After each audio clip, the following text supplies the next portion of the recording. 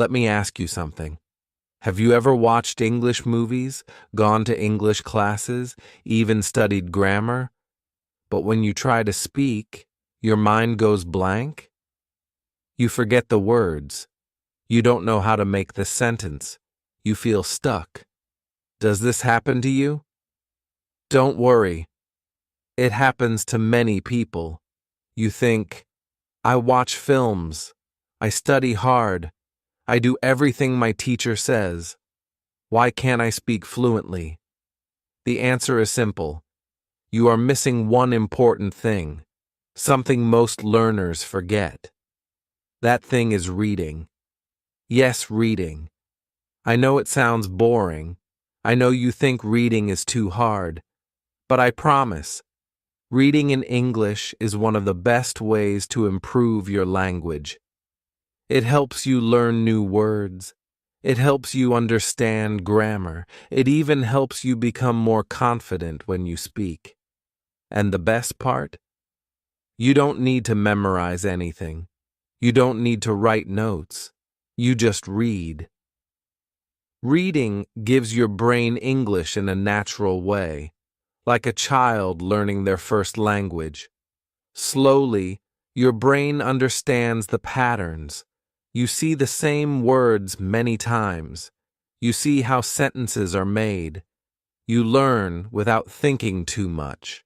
And reading doesn't have to be boring. You can read stories, comics, short books, even fairy tales. If it's fun, you will learn more. If it's easy, you will read more. If you read more, you will speak better. So stay with me. I will tell you everything, step by step. Even if you're a beginner, you can do this. In the end, you will understand why reading is the secret to learning English. Let's begin. Chapter 1. Why reading is the key to English. Why should I read in English? My students ask. I go to English class. I do grammar exercises. I even watch English films. Isn't that enough? But I always say the same thing. If you want to learn English well, really well, you must read. Reading is not just helpful. It is the key to everything. When you read, your brain sees how English works. You see real sentences. You see real grammar. You see new words in context. That means you understand the word because of the words around it. You don't need to study a long list of vocabulary. You just read.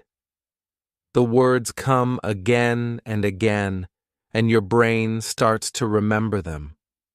Reading also helps your grammar. You don't need to think, is this present simple or past simple?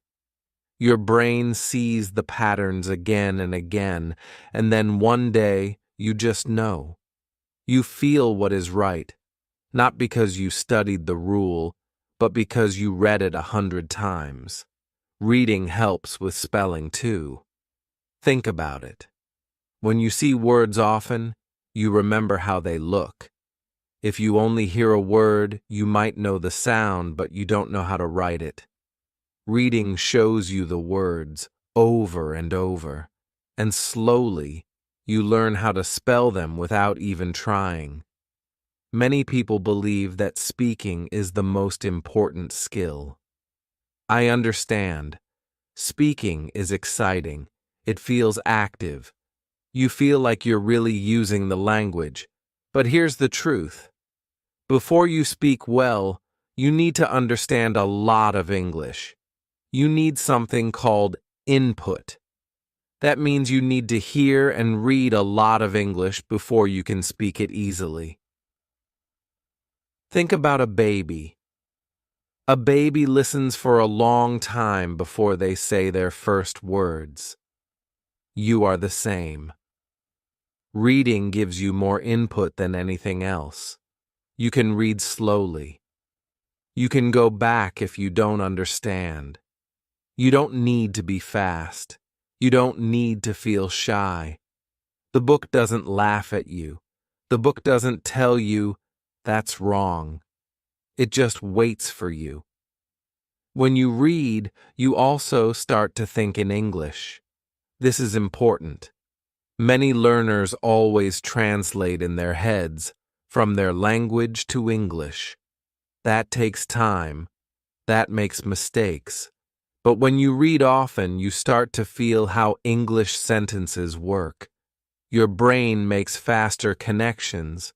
You start thinking in English, and that changes everything. I had a student named Maria. She was from Brazil. She could speak some English, but it was slow. She always stopped to think. She wanted to speak faster, so I told her, "Try reading." She said, "But I want to speak, not read." Still, she listened. She read a simple story every night before bed. After 2 months, she came to class and spoke faster, with better grammar. She didn't study any grammar. She just read. So yes, reading works. Not just for me, not just for one student. It works for everyone who tries it. If you want to improve your vocabulary, grammar, spelling, writing, and even speaking, start reading. You don't have to read a lot. Even 10 minutes a day is enough. But make it a habit. Make it part of your life. Reading is not something extra. It is not something nice to do. It is the foundation, the base of learning English. It is the first step toward thinking, writing, and speaking better English. Now you know why reading is the key. In the next chapter, I'll show you how reading works in your brain and why it helps you learn faster than you think. Chapter 2. What happens in your brain when you read? Now you know. Reading is important. But maybe you're still asking, how does reading help me learn English? What happens inside my brain when I read in English? The answer is simple and amazing. When you read, your brain is doing many things at the same time. You are looking at words. You are thinking about the meaning. You are hearing the sentence in your mind, even if you are reading silently. And slowly, your brain starts to understand how English works, all by itself. Let me explain. When you do grammar exercises, you try to remember rules. You think, this is the past tense. This is the present perfect. I need to put have before the verb. That's okay, but it's hard. You use your short-term memory, and short-term memory is not strong. You forget things quickly. But when you read a story, you see the same grammar again and again. You are not thinking about the rule. You are just enjoying the story. But your brain is noticing. It sees the same grammar many times, in many different ways. This is called natural grammar learning. You don't study it. You feel it. Your brain also starts to remember new words, not just the meaning, but also the spelling, the sound, and the way it is used. When you see a word in one sentence, your brain might not remember it. But when you see it in 10 different stories, your brain says, "Ah, I know this word now." That's called long-term memory. That is how real learning happens. Many people use flashcards. Flashcards can help, but they are not the best way to remember words. Why? Because flashcards are just one word at a time. Your brain doesn't see the word in a sentence. It doesn't feel the meaning. It's not fun. It's just work. But when you read a story, You learn words in real sentences. You learn how native speakers use them. You learn the emotion of the word. You learn the word with context. And that's how your brain remembers it. Your brain also loves patterns. That means it likes when things happen again and again. When you read stories, the grammar and words repeat. The sentences are similar. Your brain sees the same structure in many different ways. Slowly, without thinking, your brain learns the pattern. For example, let's say you read this sentence. She didn't go to the party. Maybe later you read, he didn't eat his lunch. And later again, they didn't finish the homework. Your brain starts to think, didn't, plus verb. That means something didn't happen. You didn't study it. You just read it, again and again. This is called comprehensible input. That means you read something that is easy enough to understand, but not too easy. You don't understand every word, but you understand the meaning. You don't feel stress. You don't feel tired. You enjoy it. That's the best kind of learning. When you enjoy reading and you understand the story, your brain is relaxed. And when your brain is relaxed, it learns more. That's why reading is better than tests, better than exercises, better than trying to remember a list of words. Reading is powerful. You are giving your brain thousands of examples of real English. The grammar, the words, the spelling, they all go into your brain. You don't need to remember them. Your brain remembers them for you, slowly, without pain, without pressure. This is how children learn. They hear words many times. They don't study grammar books. They don't do tests. They just listen and talk and listen and talk. You are doing the same thing, but with reading. That's why reading works. So now you know what reading does inside your brain. In the next chapter, we will talk about something very interesting. We will compare reading to traditional learning, to grammar lessons, vocabulary books, and memorizing. You will see why reading is not only easier, but also more powerful than most methods people use. Chapter 3. Reading versus traditional learning. Many students spend years learning English. They go to grammar classes. They study vocabulary lists. They do speaking drills. But still, they cannot speak fluently. Still, they make simple mistakes. Still, they feel nervous when they try to speak. Why? Because they are learning English in the traditional way, the old way. And that way is not enough. Let me tell you about my student, Ahmed. He studied English for 6 years in school. He knew grammar rules. He could do tests very well. But when he came to my class and tried to speak, he couldn't. He said things like, I go, yesterday, market. He knew it was wrong, but he didn't know why. He was frustrated. He said, why can't I speak? I know the grammar. I gave him one piece of advice. Start reading. He didn't believe me at first. I need to speak, not read, he said. But I told him, just try. Read for 15 minutes a day. Choose something easy. Don't use a dictionary. Just enjoy the story. After 1 month, his speaking got better. His grammar got better. His vocabulary got better. He didn't study grammar rules anymore. He just read, and his English improved. Why did that happen?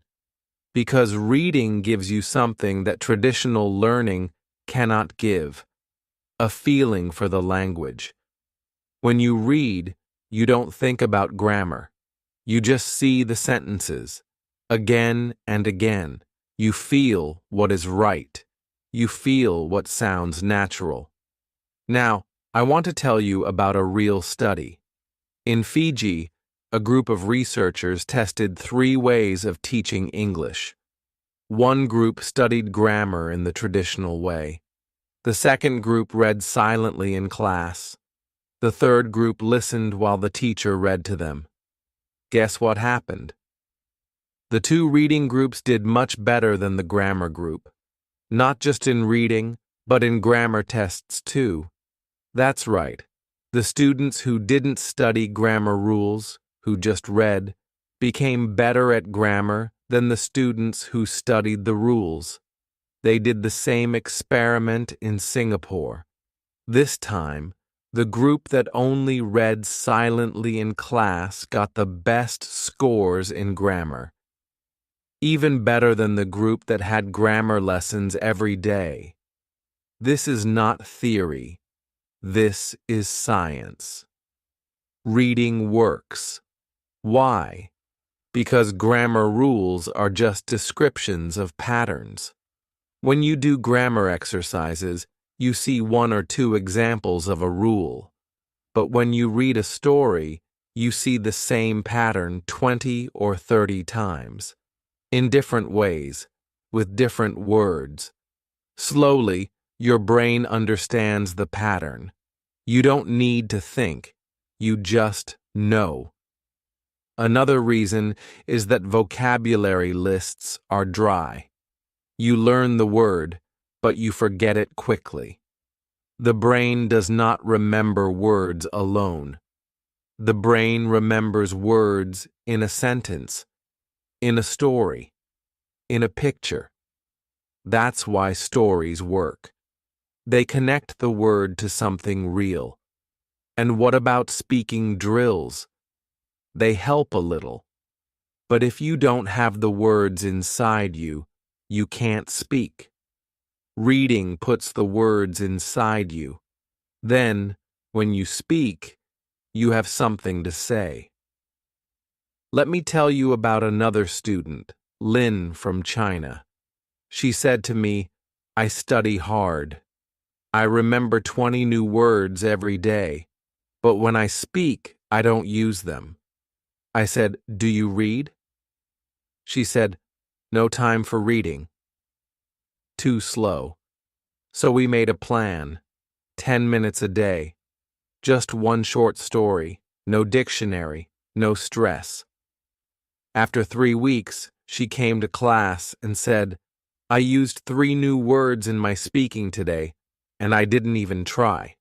She was shocked, but I wasn't. That's what reading does. So, grammar rules are good, vocabulary lists are okay, speaking drills are useful. But if you want to really know English, if you want to speak naturally, understand quickly, and feel the language in your brain, you must read. Reading is not just for fun. It's not just something extra. It is the heart of language learning. And science agrees. In the next chapter, we'll talk about the kinds of books you should read, because reading the right books is just as important as reading itself. Chapter 4. What should you read? Okay, so now you understand why reading is important. You know it helps your grammar, vocabulary, and speaking, and you want to start. But maybe you're asking, what should I read? That's a good question, because reading the wrong book can be boring, or even worse, it can make you feel like giving up. The first thing I want to tell you is this. Don't read like you are in school. You are not reading to pass a test. You are not reading to write a book report. You are reading to enjoy, to have fun, to feel the English in your brain. That's called reading for pleasure. Reading for pleasure means you choose books that make you happy. You choose stories that make you smile, laugh, or even cry. You choose books that are fun and interesting for you, not for your teacher, not for a test, not because someone told you to. Many of my students say, "But fairy tales are for kids." I understand. You want to learn real English. You want to learn business English or academic English or professional English. But here's a secret. Fairy tales, comics, and stories are full of real English. They use common words, they use important grammar, and most of all, they are fun. If you enjoy the story, you will read more. If you read more, you will learn more. It's really that simple.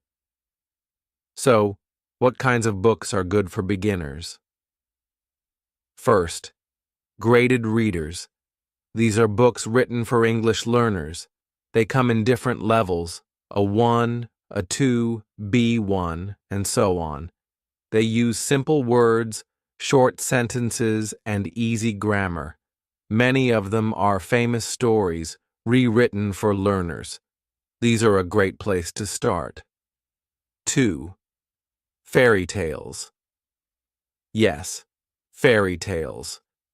You already know many of them in your language. That helps a lot. When you know the story, it's easier to follow the English. And the language is useful. It's the kind of English we use every day. 3. Comics. Comics are great. They are short, they have pictures, they are fun, and they use a lot of spoken English, the kind of language you hear in real life. You can learn jokes, slang, and common phrases. 4th, short stories. Short stories are perfect because they are not too long. You can finish one in a day or two. You feel good when you finish something. That gives you motivation to keep going. Now, let's talk about something very important. How do you know if a book is right for you? There is a simple rule. It's called the 98% rule. It means you should understand at least 98% of the words on the page. That means almost every word, maybe only 1 or 2 new words per page, not 1 or 2 new words per sentence. That's too much. Here's why. If you don't understand most of the words, your brain gets tired. You stop enjoying the story. You pick up your dictionary every minute. That's not fun. And when it's not fun, you stop reading. But if you understand 98%, you can guess the new words. You follow the story. You learn the words naturally. You enjoy the reading. And most important, you keep going. Let me show you what 98% looks like. Here is a sentence where you understand only 90% of the words. Sarah flerned the basil and went to the bluff. It was a very storm day. That's confusing, right? Too many strange words. Now, here is 98%. Sarah opened the window and went to the park. It was a very warm day. Much better. Even if you don't know the word warm, you understand the sentence. That's why 98% is important. So, if a book is too hard, stop reading. Don't feel bad. Just find something easier. You are not a bad student. You are a smart learner. You know what your brain needs. You want to enjoy English. That's the goal. Sometimes students think, but easy books are not real learning. That's not true. Easy books are the best learning. When something is too hard, you don't learn. When something is just right, your brain relaxes and learns fast. So choose a book that feels easy. If it's interesting and fun, that's even better. If it makes you smile, laugh, or want to keep reading, that's the perfect book. In the next chapter, we'll talk about how to read. Should you use a dictionary? Should you read fast or slow? Should you read one book many times, or read many different books? Don't worry, I'll explain it all, step by step. Chapter 5. How to Start. If reading feels hard. Many students say the same thing to me. But reading is hard, or they say, reading is boring, I don't understand anything. I understand. Really, I do. You open a book. You see too many new words. You feel slow. You feel tired. You think, this is not for me. You close the book. But let me tell you something important. Reading feels hard at the beginning, for everyone. Even native speakers feel this way when they are young, and all English learners feel it when they start.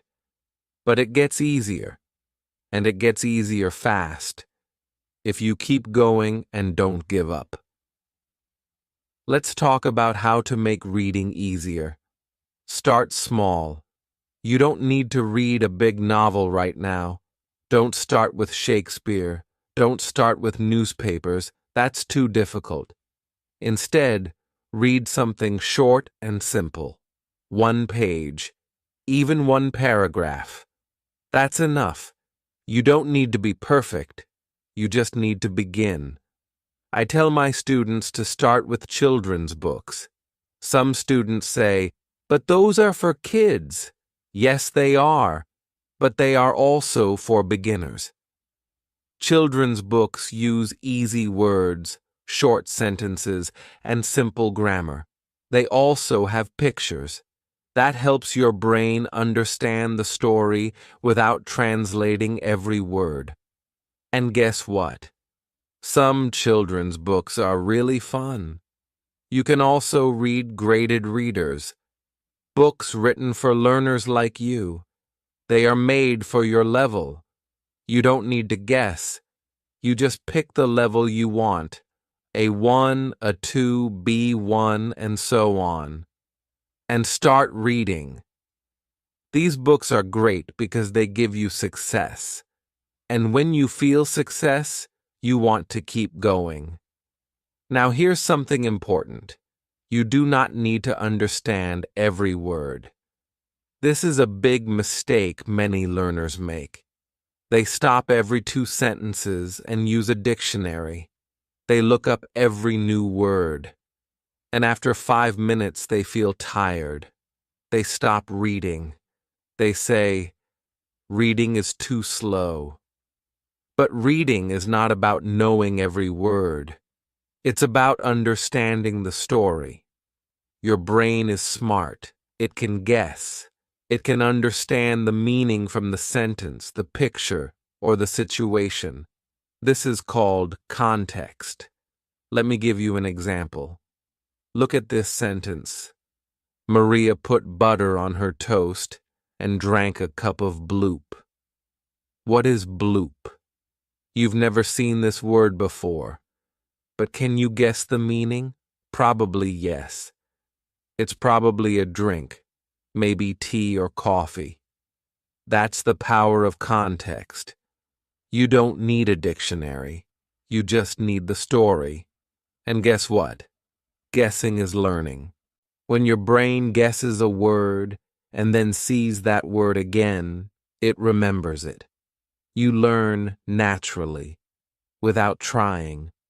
Another strategy is skip the word. If you don't know a word, but you still understand the sentence, just keep reading. Don't stop. Don't lose the story. Most of the time, the word is not important. You can still enjoy the book. Some students ask, should I write the new words in a notebook? You can, but only if you want to.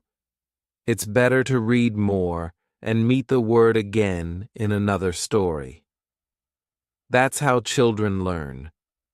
That's how you can learn too. Now, let's talk about time. You don't need to read for hours. 10 minutes a day is enough, just like brushing your teeth. If you do it every day, your English will get better. Slowly, reading will become easier. You will read faster. You will understand more. And, very important, you will start to enjoy it. And when you enjoy it, it becomes a habit. My student Rosa started with reading 1 paragraph a day. At first, she didn't like it. She said, "I don't understand. I feel slow." But she didn't stop. After 2 weeks, she said, "Now I can read 1 page." After 1 month, she said, "I read for 15 minutes today, and I liked it." Now she reads every evening. Her English has improved more in 3 months than in the past 2 years. Reading is like exercise. The first days are hard, but if you keep going, it becomes fun, and your brain becomes strong. So here's what I want you to remember. Start with easy books, even books for children. Don't use a dictionary for every word. Guess the meaning from the story. Skip words that don't matter. Read a little every day. 10 minutes is enough. And most important, don't give up. Because soon your brain will change. Reading will feel natural. English will feel easier. And you will feel proud.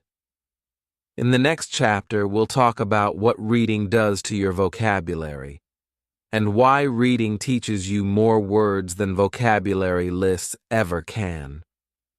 Chapter 6. The Power of Stories. Let me ask you a question. Do you remember the grammar rules you learned in school? Probably not. But do you remember a story your grandmother told you when you were a child? Probably yes. That's because stories are powerful.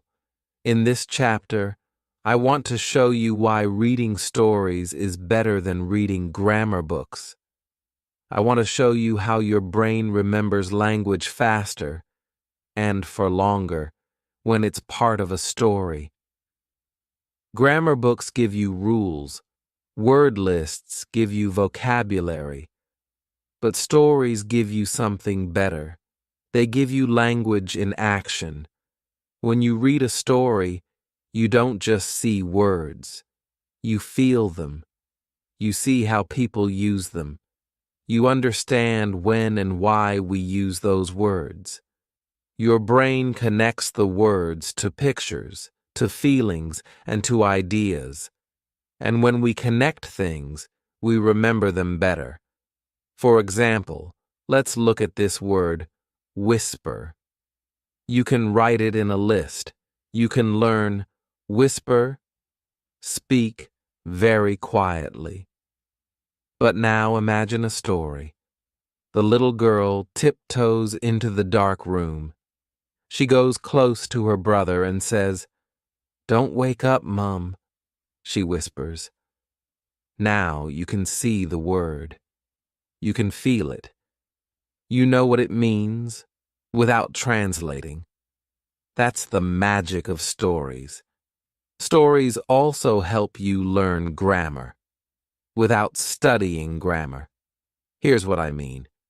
In grammar class, you learn, "She has gone to the store" is present perfect. But when you read stories, you just see that sentence many times. She has gone to the store. He has just finished dinner. They have already left. You start to feel the pattern. Your brain notices has plus past participle. You learn it without memorizing. This is called language input. And stories give you more input than any grammar book ever can. Now let's talk about vocabulary. Many students ask, how can I learn more words? And I always answer, read more stories. Stories give you repeated vocabulary in different situations. That's how your brain remembers. A word list gives you a word once. A story gives it to you 5 times in 5 different ways. For example, the word angry. In a story, you may read, he looked at her angry. She shouted with an angry voice. The angry dog barked all night. His face turned red. He was very angry. Why did you do that? He asked angrily. Now you don't just know the word angry, you know how to use it.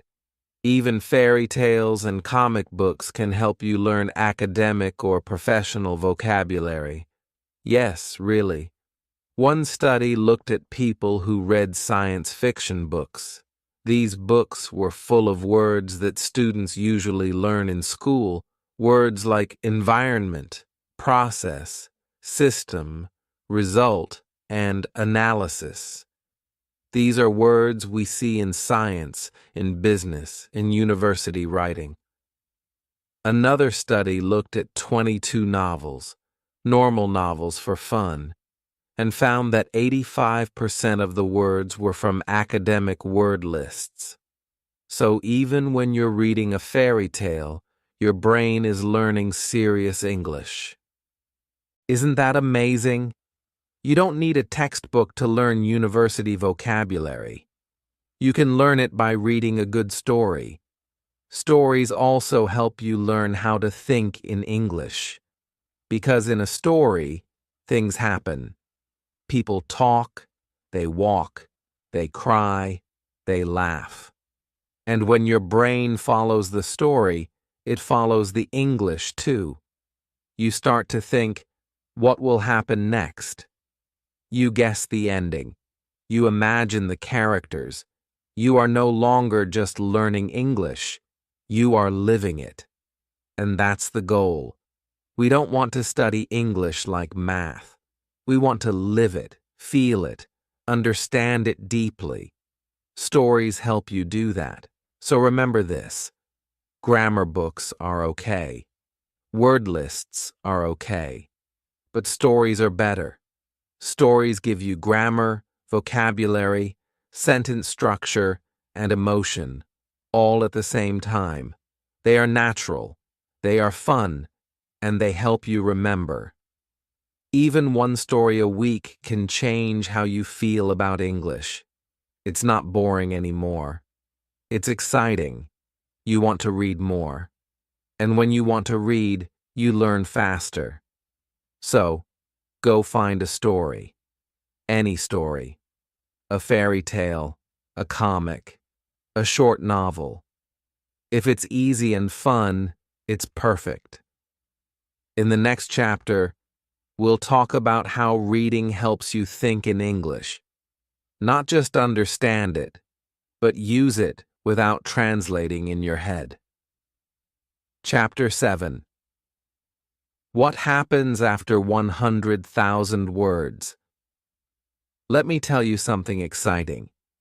The first 100,000 words you read in English will feel hard, maybe even boring. You'll see words you don't know. You'll feel tired. You'll wonder, is this really helping me? But then something amazing happens. After 100,000 words, your brain starts to change. It feels like magic, but it's not. It's just how learning works. This chapter is about what happens when you keep going, when you read more and more. 100,000 words, 300,000 words, 1,000,000 words. I will tell you what's waiting for you on the other side. I will also share my story, how I learned Spanish just by reading, and how you can do the same with English. Let's start with this question. What is 100,000 words? It sounds like a big number, but it's not that big.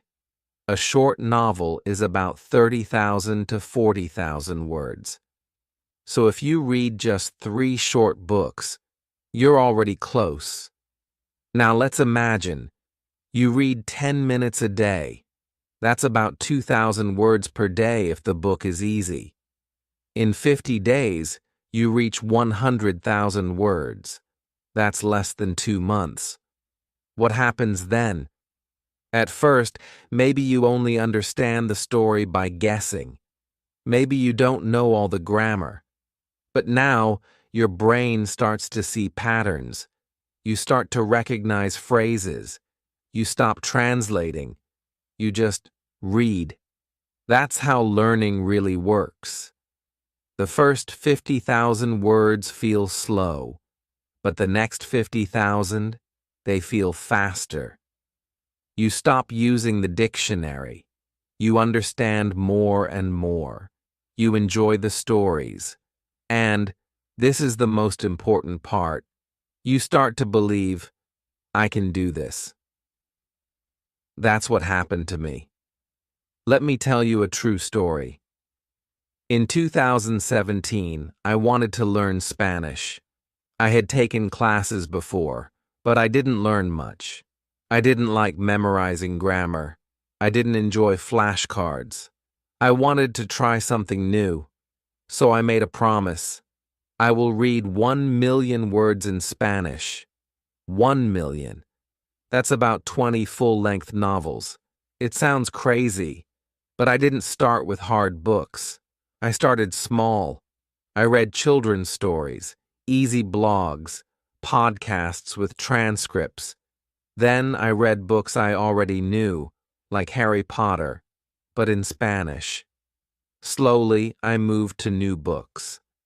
After 100,000 words, I could feel the change. After 300,000, I could understand most things. After 500,000, I was reading without a dictionary. After 1 million, I was speaking. I was writing. I was thinking in Spanish, and I didn't study grammar rules, I just read. That's why I tell my students, reading is not fast, but it works, and once it starts working, it works better than anything else. So what can you expect? At 100,000 words, your confidence will grow. At 300,000 words, your vocabulary will double. At 500,000 words, you will start to think in English. At 1 million words, English will feel natural. Not perfect, but easy. You will understand grammar you never studied. You will use past tense, present perfect, conditional, not because you learned the rules, but because your brain feels them. You've seen the patterns again and again in stories. You will also stop being afraid. This is a big one. Many learners are afraid to speak. They feel shy. They feel like their English is not good enough. But when you read a lot, you know more. You have more words in your brain. You have more sentences in your head. You feel prepared. And when you feel prepared, you feel brave. That's why reading helps speaking, not directly, but deeply. Reading fills your brain with words and sentences. So when it's time to speak, your brain is ready. You don't need to make a sentence. You just say it. Like this. You don't think, what is the past tense of go? You just say, I went to the park. Because you've read it 50 times in stories, and that's how fluency begins, not with rules, not with lists, but with 100,000 words, then 1 million. Let me say one last thing. I know reading feels slow at first. You may think, I'm not learning, but that's not true. You are learning. deep inside your brain. Every story is giving you something: a word, a phrase, a feeling, a rhythm, a pattern. And when you keep reading day by day, it all adds up. So start today. Read something easy. Read something fun. Don't worry about perfection. Don't worry about grammar. Just read. Read 100,000 words. And then keep going. Because after 1 million words, you won't just learn English. You'll live in English. In the next chapter, we'll talk about how reading helps you learn to write. Yes, reading can make you a better writer, even if you never take a writing class. Chapter 8. Don't just read, read the right way. So now you know that reading is important. You know that it builds vocabulary, grammar, and confidence. You know that reading 100,000 words or even 1 million words can change your life. But here's something else you need to know. How you read matters. Reading in the wrong way can feel like hard work. Reading in the right way can feel like fun, and it will help you learn faster.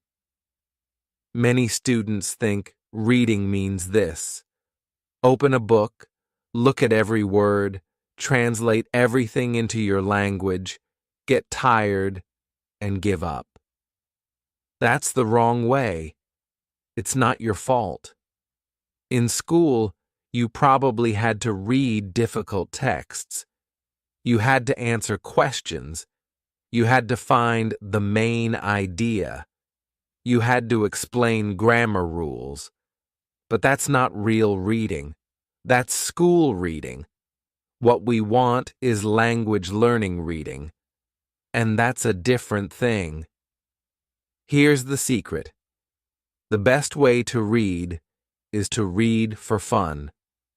Read silently. Read without a dictionary. Read without stopping. Just keep going. You don't need to understand every word. If you understand most of the story, 95% or more, that's enough. Your brain will learn the rest. If a word appears again and again, you will slowly understand it, without stress. This is called comprehensible input. It means you can understand the story, even if some words are new. This kind of input is the most powerful tool for language learners, and reading gives you that input, in every sentence, on every page. So how should you read? First, read silently. Don't read out loud unless you enjoy it. Silent reading is faster and more natural. Your brain can understand more. Second, don't stop for every new word. If you stop all the time, your brain gets tired. You lose the story. Instead, just guess. Most of the time, you can understand the meaning from the sentence. If the word is very important and you see it many times, then maybe you can check it, but not the first time. Third, choose easy books. I said it before, and I'll say it again. Easy is good. If you understand 98% of the words, you're doing it right. If it's too hard, stop. Find something easier. That's not failure. That's smart learning. Fourth, read again. Yes, rereading is powerful. The second time you read a story, it's easier. You notice things you didn't see before. You remember grammar and words more clearly. You feel confident. So don't be afraid to read a story twice, or even 3 times. It helps more than you think. Fifth, track your progress. This is very motivating. Keep a notebook.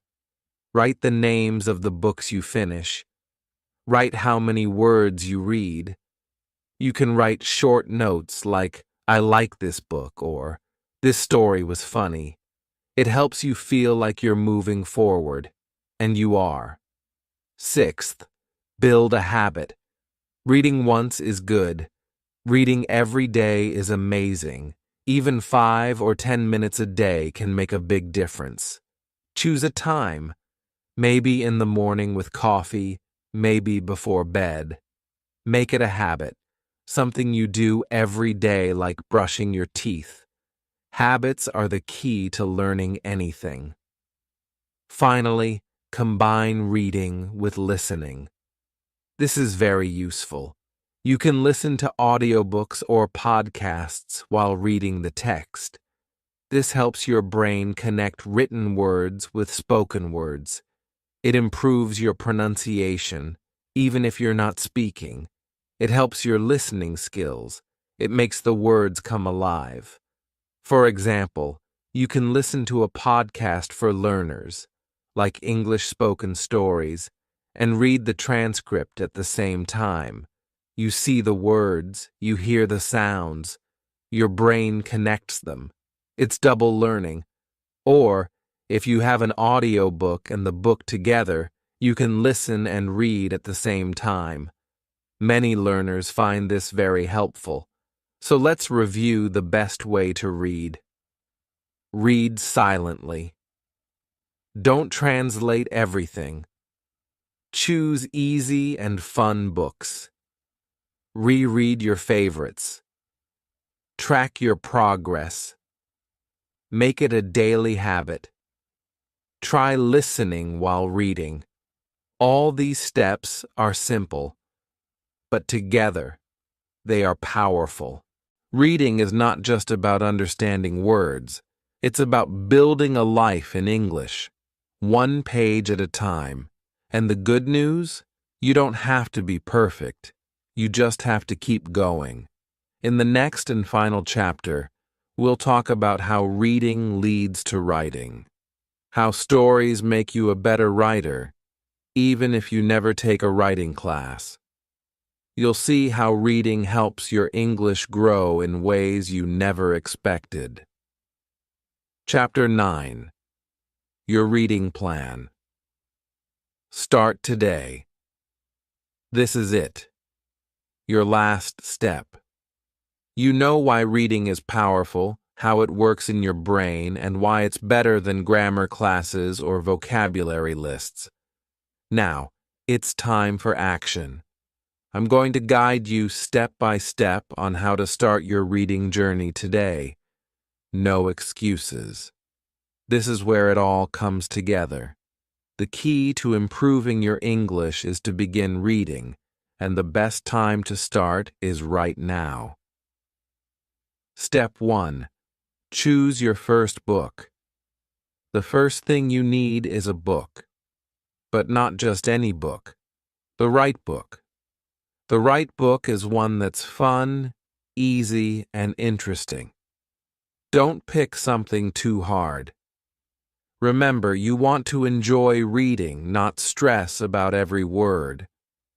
Start with something like a short story, a comic book, a graded reader, a book you've already seen in a movie or TV show. If you don't know where to start, try looking for books specifically made for English learners. They are designed to be easier and more enjoyable. Many learners start with fairy tales, and that's a great place to begin. Step 2. Set a goal for daily reading. Next, decide how much you want to read each day. Don't worry, you don't have to read for hours. Even just 5 minutes a day is enough. Start small, especially if you're a beginner. You could aim for 5 minutes a day if you're super busy. 10 to 15 minutes a day if you can spare more time. The important thing is to read every day. Reading a little bit each day is better than reading a lot once in a while. Regular practice builds momentum. Step 3. Create a routine. Consistency is the key to success. Decide when and where you'll read every day. It could be in the morning with your coffee, during your lunch break, before bed. Make it a habit. You could even set a reminder on your phone so you don't forget. Don't overcomplicate it. Just make reading a regular part of your day. Step 4. Track your progress. Keep track of the books you read. You can write it down in a notebook or use an app. For example, you could make a list of books or even write a short note after you finish each one. I really liked that book. Or, the story was fun but challenging. Tracking your progress is encouraging, and it reminds you how much you're learning. Step 5. Push through the slow days. You will have days when reading feels slow. It's normal. Don't worry if you don't understand everything or if you feel frustrated. Just keep going. Even on the slow days, you are getting better. Here's the trick. Don't try to understand every word. If you don't get a word, guess its meaning from the context. And remember, it's okay to leave some words behind. Just keep reading. If you feel really stuck, don't be afraid to take a break, but always come back. Reading isn't about being perfect. It's about progress. Step 6. Enjoy the process. Reading should be fun, not a chore.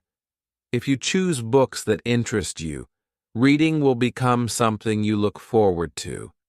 You might even start to feel like you're living in English, and that's exactly the feeling you want. You don't have to understand every word. You don't have to read at a super fast speed. The goal is to enjoy the process and let your brain absorb the language naturally. Step 7. Keep going. You will see progress. It might be slow at first, but it will get faster. You'll notice that you understand more, you feel more confident, and you start to think in English. That's the magic of reading. The important thing is to keep going, even when it feels slow, even when you're not sure if you're making progress. Trust the process. Reading works, and it will work for you too. Final reminder: reading is the secret. The most fluent English learners, the ones who sound natural, who speak confidently, who understand English without translating, they all have one thing in common: they read. Now, you know the secret too. Reading is the key to fluency, and the best part is, it's not hard. It's fun, and you can start today. So go ahead, pick up a book, find a quiet moment, and start reading. Even if you read only 5 minutes a day, you are getting better. And that's all that matters. Your journey to fluent English begins with the first page. Start today, and you'll be amazed at how far you can go.